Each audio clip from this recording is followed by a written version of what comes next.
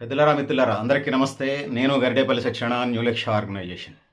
ఇక ఫిబ్రవరి 14 తరంగంలోనే అనేక రకాల కామెంట్స్ మనకి వినపడతా ఉన్నాయి. అదొక ప్రపంచ ప్రేమికుల దినోత్సవం అని, ఫిబ్రవరి 14 అంటే అదొక ఇదని చెప్పేసి.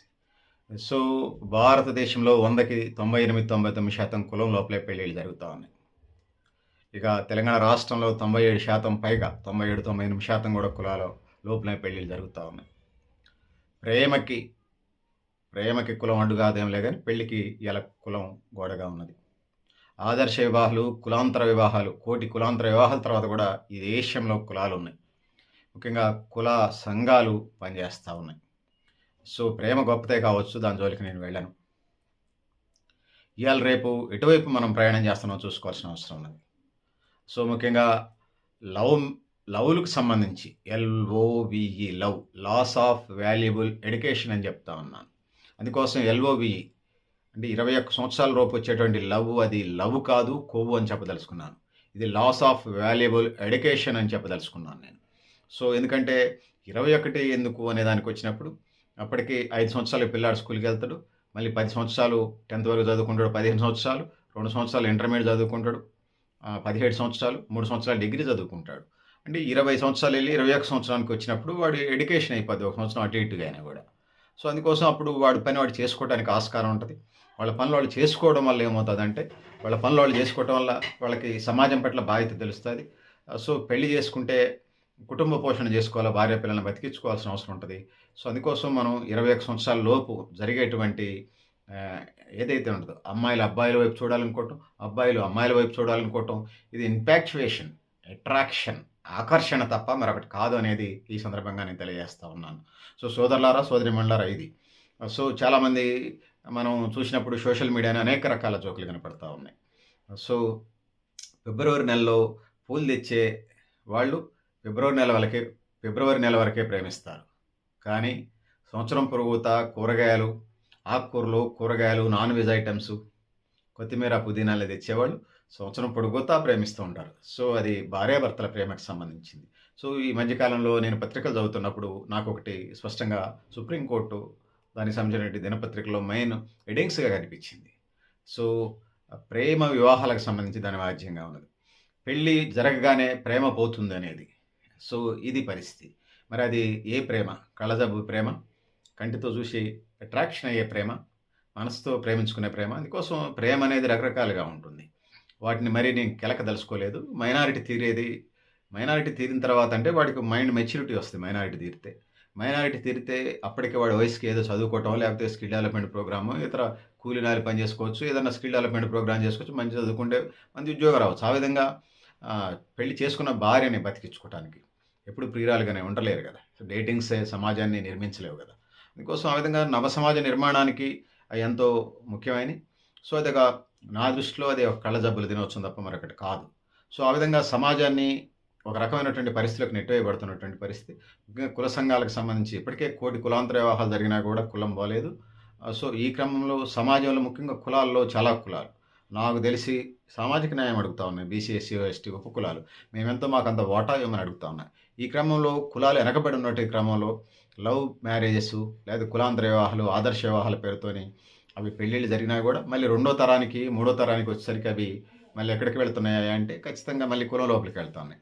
అందుకోసం పెళ్ళిళ్ళు అట్లా జరగనేయండి, ఏమన్నా నోటి కోటికాడ జరిగితే అట్లా మనం ఆపలేకపోవచ్చేమో కానీ. సో సమాజ నిర్మాణానికి సంబంధించి పెద్దలు కూడా మిమ్మల్ని మీకు నచ్చిన ఏమైనా సిక్ అయితే డాక్టర్ చూపిస్తారు, మీకు నచ్చిన బట్టలు కొని పెడతారు, పండగ వస్తే మీకు మంచి ఫుడ్ ఐటమ్స్ బట్టలు కొని పెడతారు, ఫుడ్ ఐటమ్స్ పెడతారు. అది పిండి వంటల దగ్గర నుంచి non veg items, biryani, bagara, dum biryani, Hyderabad dum biryani దాకా టూరిస్ట్ ప్లేస్లకి, చారిత్రక ప్రదేశాలకి, అదేవిధంగా పుణ్యక్షేత్రాలకు తీసుకెళ్తూ ఉంటారు. మీకు భర్తని వెతకటం, ఆడపిల్లలకు సంబంధించి మగపిల్లలకు సంబంధించి భార్యని వెతకలేరా? మీకోసం ప్రాణం పెట్టుకున్నటువంటి పేరెంట్స్. సో అందుకోసం 20 సంవత్సరాలు 21 సంవత్సరాలు పెంచినటువంటి 20 సంవత్సరాల ప్రేమ కంటే అప్పటికప్పుడు ఉన్నటువంటి వ్యామోహమే ఇలా మేకై కూర్చున్న చందంగా పరిస్థితి అవుతూ ఉంది. సో వాళ్ళిద్దర శారీరక సుఖమా, లేకపోతే వాళ్ళు నమ్ముకున్నటువంటి పేరెంట్స్ యొక్క సంతోషం అనేది అలా ఛాలెంజింగ్గా తయారవుంది. ఈ ఎంత దూరం వెళ్ళి అంటే పరువహత్యల దాకా వెళ్తాను ఉత్తర భారతదేశానికి సంబంధించి వచ్చినప్పుడు. అందుకోసం పిల్లలు ఎవరైనా ప్రేమ వైపు వెళ్ళినప్పుడు పేరెంట్స్ని నొప్పించకండి. ఇక నాకు తెలిసి లవ్ మ్యారేజ్ కంటే అరేంజ్డ్ మ్యారేజ్‌లోనే ఎక్కువ సేఫ్టీ జోన్ కనిపిస్తా ఉంది. ఎందుకంటే లవ్ మ్యారేజ్ పెళ్లి చేసుకున్నంత మట్టుకే తర్వాత మళ్ళీ సమాజాన్ని ఫేస్ చేయాల్సిందే. వీళ్ళు లవ్ మ్యారేజ్ చేసుకున్నటువంటి వాళ్ళు కేస్ స్టడీస్‌కొచ్చినప్పుడు వాళ్ళు మైనారిటీలైతే దరిద్రంగా ఉన్నది. ఆ పాపం వాళ్ళ కోమాలోకెళ్ళిపోయారా? లేపోతే డిప్రెషన్‌లోకెళ్ళిపోయారా? మెంటల్ హాస్పిటల్‌లో జాయిన్ అయ్యారన్న చందంగా తయారైంది. మగ పిల్లగాడికి ఒక న్యాయం ఉన్నది. ఆడపిల్లకి ఒక న్యాయం ఉంది. వాళ్ళు మైనారిటీ తీరక ముందు వాళ్ళు లేచిపోయారనుకోండి. మా బాయ్ చైల్డ్, గర్ల్ చైల్డ్. వాళ్ళు రిటర్న్ పట్టుకొస్తున్నారు. పోలీస్ స్టేషన్ ద్వారా లీగల్‌గా 21 సంవత్సరాల నిండా ఉండాలి కాబట్టి. ఆడపిల్లకి 18, 21 సంవత్సరాలు మగపిల్లలకి ఏమైనా చట్టాలు కొద్దిగా అటు ఇటు ఉన్నా కూడా ఇదే ఉంటది. ఇది ఇప్పుడు గాని, భవిష్యత్తులో గాని. సో, అందుకోసం ఇలా ఒక ఛాలెంజ్ ఈ క్రమంలో వాళ్ళు ప్రెస్టేజ్‌గా తీసుకుంటున్నారు పేరెంట్స్. వీళ్ళకేం ఆదాయం ఉండదు అప్పటికి. మైనారిటీ కాబట్టి నెలైనా, 6 నెలలైనా వాళ్ళు పట్టుకొచ్చి తీరే కార్యక్రమం ఉంటది. పోలీస్ స్టేషన్‌లో వాళ్ళ పద్ధతుల్లో వాళ్ళు డబ్బులిచ్చా, లేకపోతే పైరవి చేయించా, లేకపోతే వాళ్ళని బతిలాడి ఏది చేసుకొని తెచ్చుకొచ్చే ప్రయత్నం చేస్తారు. అయిన తర్వాత నేను ఒక చైల్డ్ రైట్స్ యాక్టివిస్ట్‌గా, ఒక న్యూ లక్ష్య ఆర్గనైజేషన్‌కి సంబంధించినటువంటి యాక్టివిస్ట్‌గా నేను అనేక కేస్ స్టడీస్ చూసినప్పుడు, విన్నప్పుడు, కన్నప్పుడు, ఆ కేస్ స్టడీస్‌లో పాల్గొన్నప్పుడు నాకు అర్థమైందేందంటే ఇందులో ప్రధానంగా మగ పిల్లాడికి సంబంధించి 4 రోజులు తిట్టినా గూడా గొడ్లు కాపియటానికి పంపించిన ఆడు మగాడురా బుజ్జి పెళ్లి చేసుకొనొస్తా. కానీ ఆడపిల్లకి సంబంధించొస్తే ఈ దేశంలో మగపిల్లలు ఎక్కువ సమానం, ఆడపిల్లలు తక్కువ సమానం అనేటువంటి కల్చర్‌లో మనం ఉన్నాం. ఈ క్రమంలోనే ఆడపిల్లకి సంబంధించి సఖీ సెంటర్స్ వచ్చినియి, అనేక హోమ్స్ వచ్చినియి ఆడపిల్లకి సంబంధించి. అనేక రకాలు వచ్చినా గూడా భారతీయ సమాజంలో ఆడపిల్లలకు సంబంధించి ఇలా అది బరి తెగించింది, ఇడిసేసినమని అంటూ రకరకాల పరిస్థితులు ఎక్కయ్యబడతా ఉంది. సో, పేరెంట్స్ వాళ్ళు మన్నించి, ఎక్స్‌క్యూజ్ చేసి దగ్గర తీసి చెప్పలేం గానీ, లేపోతే వాళ్ళ జీవితాలు అడ్డగోలుగా తయారై చివరికి అమ్మకాల దాకా మానవ అక్రమ రవాణాలో ఇట్లాంటి పిల్లలే ఎక్కువ ఉంటున్నట్టుగా మనకు అర్థమవుతా ఉంది. ముఖ్యంగా గర్ల్ చైల్డ్ అక్రమ రవాణా, మహిళల అక్రమ రవాణాలో వాళ్ళ జీవితాలు అప్పటికే తెల్లారిపోయి ఉంటే అట్లాంటి పరిస్థితులకు నెట్టేయబడతా ఉన్నారు. అందుకోసమే నేనేమంటున్నాను, లవ్ మ్యారేజ్ మంచిదా? అరేంజ్డ్ మ్యారేజ్ మంచిదా? అంటే అరేంజ్డ్ మ్యారేజ్‌లు ఫెయిల్ కావట్లేదా? లవ్ మ్యారేజ్‌లే ఫెయిల్ అయితున్నాయా? ఈ ఈ డిబేట్ జోలికి నేను వెళ్ళట్లేదు. నేను లవ్ మ్యారేజా, అరేంజ్డ్ మ్యారేజ్ అంటే ఎక్కువ సేఫ్టీ జోన్ అయితే అరేంజ్డ్ మ్యారేజ్‌లో మనకు కనిపిస్తా ఉంది. ఏదైనా సమస్యొస్తే పుట్టింటి వాళ్ళు, అత్తింటి వాళ్ళు వచ్చి కూర్చోబెట్టి మాట్లాడతారు. లవ్ మ్యారేజ్‌లో వాళ్ళు రారు, వీళ్ళు రారు. మా మాట ఇనలేదని వీళ్ళంటారు, మా మాట ఇనలేదు వాళ్ళంటారు. అత్త సైడ్ వాళ్ళు, అమ్మ సైడ్ వాళ్ళు. సో, ఈ క్రమంలో మీ సమస్యలు మీరే జేసుకోవాలి. అసలు మీరు ఫైట్ చేస్తేనే పెళ్లి చేసుకుంటారు. మళ్ళీ సమాజం ఇచ్చేటువంటి అందరు భార్యాభర్తలాగే మీరు సమాజంలో అన్ని ఈవెంట్స్‌ని ఫేస్ చేయాలి. అదనంగా మీ మనవరాళ్ళ దాకా వాళ్ళ పెళ్ళిళ్ళు ఎట్ట చేయాలనేది ఇలా ఛాలెంజింగ్‌గా తయారై కూర్చుంటది. సో, భవిష్యత్తుకు సంబంధించి ఇట్లాంటి పరిస్థితులన్నీ ఉన్నాయి కాబట్టి అందుకోసమే loss of valuable education LOVE. L అంటే లాస్, ఓ అంటే ఆఫ్, వి అంటే వాల్యుబుల్, ఈ అంటే ఎడ్యుకేషన్. LOVE అంటే లాస్ ఆఫ్ వాల్యుబుల్ ఎడ్యుకేషన్. అది 21 సంవత్సరాల లోపు చేస్తే అది లాస్ ఆఫ్ వాల్యుబుల్ ఎడ్యుకేషన్. 21 సంవత్సరాల తర్వాత మీకు మైనారిటీ తీరి మైండ్ మెచ్యూరిటీ అయ్యిద్ది కాబట్టి ఒక నిర్ణయం తీసుకోవచ్చు. సో, అందుకోసం అది లవ్ కాదు 21 సంవత్సరాల లోపు వచ్చేది. లవ్ కాదు అది. కొవ్వు అది. లవ్ కాదు, కొవ్వు అది. ఆ కొవ్వుని ఇంపాక్చువేషన్‌ని, అట్రాక్షన్‌ని, ఆకర్షణకి దూరంగా ఉండి మీ కెరియర్ మీద దృష్టి పెట్టండి.